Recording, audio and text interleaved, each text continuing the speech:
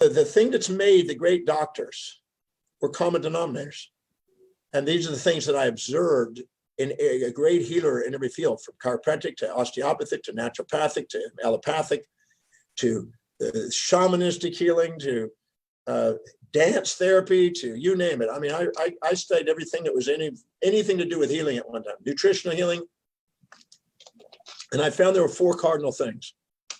The individual who is the healer, quote, and I'm going to use that as a title because healing is really an inside job, maybe catalyzed and inspired by a person around it. But when they were grateful for what they were doing, when I saw chiropractors or dentists or podiatrists or any specialist, rheumatologist, didn't matter, when I saw them grateful for the opportunity to serve people, I saw that they really, really, really loved what they were doing. It's something that really, really meant a lot to them to be able to do that. That was their life's mission. It wasn't a job. It wasn't because, oh, it makes good money. None of that. It was because that was their mission. And they really loved it. And they were grateful for doing it. They're grateful to work with the patients to learn, because whatever's highest on our value, we love learning about. And we love learning and becoming master of it. And they were more certain, because you're only certain when you're objective and when it's highest on your value and when you're present. That's when you have great healing powers. Dr. Denton Cooley, one of the things that is a cardiovascular surgeon, as I said, I got to make rounds with him.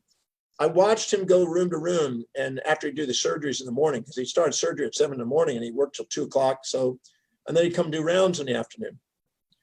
And I watched him grab the patient's hands and look him straight in the eyes with his disciples of 12 disciples around him. It's quite funny. And he'd grab their hands, look him straight in the eyes.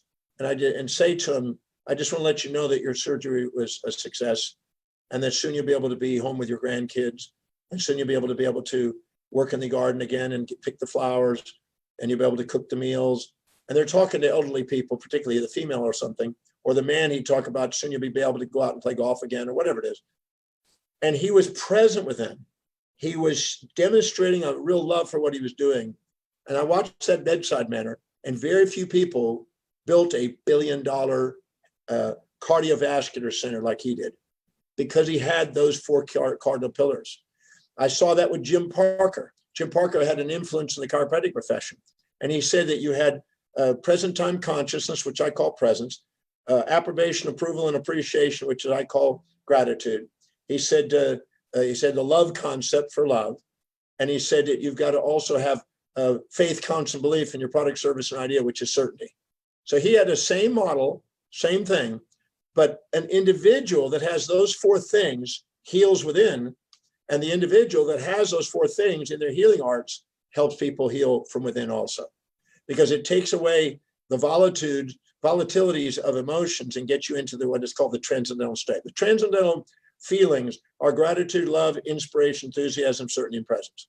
So if you put inspiration in what you're doing and you put enthusiasm into your daily work and you put those 6 things together, you could say those 4 cardinal pillars plus those 2 additional, inspiration, enthusiasm, are still the greatest healers.